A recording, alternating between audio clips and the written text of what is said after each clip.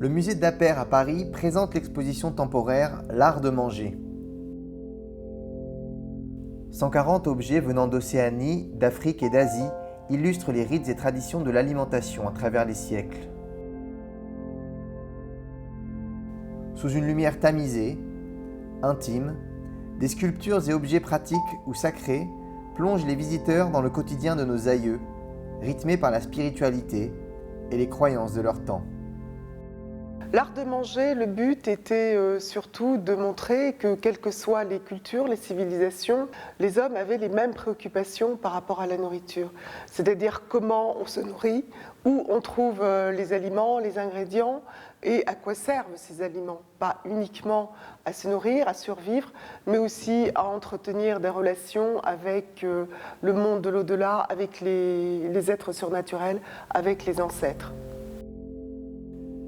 Aliments pour les vivants, pour les morts, pour les dieux que l'on vénère en invoquant des statuettes sacrées, la nourriture est multiple et la variété des œuvres qui en découlent également. Nous avons dans l'exposition des objets extrêmement divers, à la fois des réceptacles, donc des contenants. Il y a des plats qui sont souvent des plats communs, donc ils sont extrêmement larges, extrêmement grands. Nous trouvons des petits récipients pour mettre la sauce. Nous avons des contenants pour les boissons, bière de mil, vin de palme, avec des formes très diversifiées qui peuvent être une simple calebasse gravée, des calebasses comme on en trouve au Cameroun, des calebasses avec des perles ou des cauris. La partie supérieure de cette carafe réservée au roi représente un caméléon, messager de la mort, selon un mythe de la région. Sur sa panse, une mygale, araignée divinatrice. Autre ustensile indispensable à l'alimentation, les cuillères. Modelées dans le bois, elles viennent aussi bien d'Afrique, d'Océanie ou d'Insulinde, zone géographique comprenant les Philippines et l'Indonésie. Elles servaient pour tout type de repas. Les aliments les plus courants, ce sont les céréales et les féculents. Les féculents, donc il y a le riz, que l'on trouve dans toutes les cultures, partout, beaucoup en Insulinde et en Afrique. Donc il y a des cérémonies périodiques pour célébrer cette céréale quand on la plante, quand on la récolte plusieurs fois dans l'année.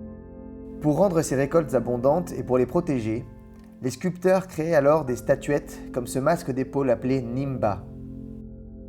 Originaire de Guinée, il sert aussi d'emblème national et représente la femme idéale, symbole de la fertilité. Ces objets destinés aux croyances et aux cérémonies sont fabriqués aux quatre coins du monde. Il y a par exemple en Océanie, dans les îles Salomon, des plats communs qui sont gigantesques, qui sont sculptés dans le bois avec aux deux extrémités des anses pour tenir, qui sont sculptés par un motif stylisé qui renvoie à l'oiseau frégate, qui est un élément récurrent dans les cultures des îles Salomon. Et ce plat énorme, qui était porté par plusieurs hommes, était utilisé à l'occasion de cérémonies, par exemple des mariages. À événement exceptionnel, objet exceptionnel. Ce vase camerounais en terre cuite était peut-être associé à la naissance de triplés. Outre sa base tripode, tous ces motifs verticaux sont regroupés par série de 3. Mais certainement, les pièces les plus marquantes de l'exposition concernent le cannibalisme. De nombreuses cultures l'ont pratiqué à travers le temps, et cette exposition en présente des vestiges aux visiteurs.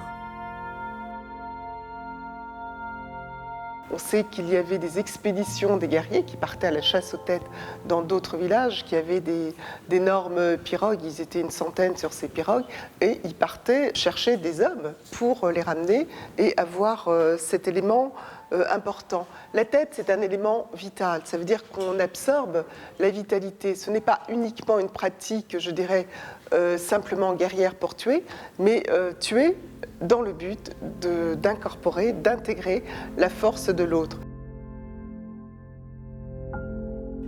Les morts occupaient une place importante dans ces civilisations passées. Dans la tribu des Bamoum, En Afrique occidentale, les guerriers récupéraient les mâchoires de leurs ennemis pour orner leurs gourdes en guise de trophée.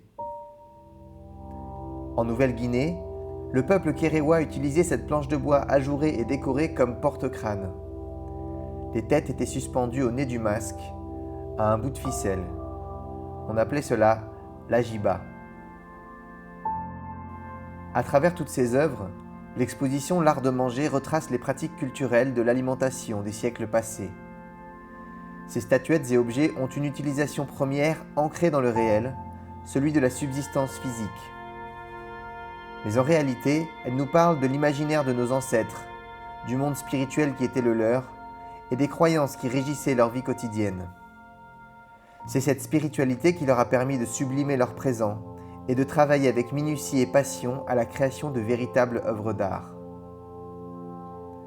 Mais l'exposition fait également le trait d'union avec le monde actuel et trouve son prolongement dans le présent avec 3 pièces de l'artiste contemporain franco-béninois Julien Viniquin. Ces 3 œuvres questionnent les dynamiques et les enjeux de notre système alimentaire moderne, la qualité et l'accès à la nourriture. Ces peintures qui dégoulinent sont de vraies assiettes en papier qui sont collées sur la toile, donc avec un surplus à la fois de nourriture, débordement de colorants pour envoyer à la nourriture rapide. Une table, une chaise qui sont entièrement recouverts de clous. Recouverts de clous, c'est aussi une façon pour lui de mettre en relation l'Occident et les pays émergents qui, eux, ont énormément de problèmes d'accès à la nourriture. Une façon de dire que les questions que se sont posées ceux qui ont peuplé cette terre avant nous sont toujours présentes et que nous avons toujours aujourd'hui besoin, comme hier, d'artistes pour tenter d'y répondre.